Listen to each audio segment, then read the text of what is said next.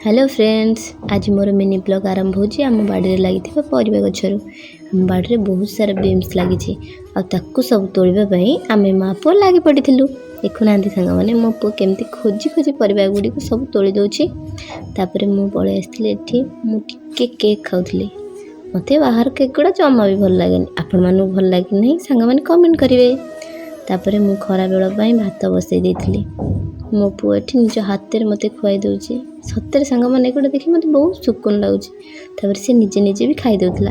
तापर मु पलि आसती परिवा कटाकटी करने बीम्स आ घरे थिबा सिम आलू को काटी देती।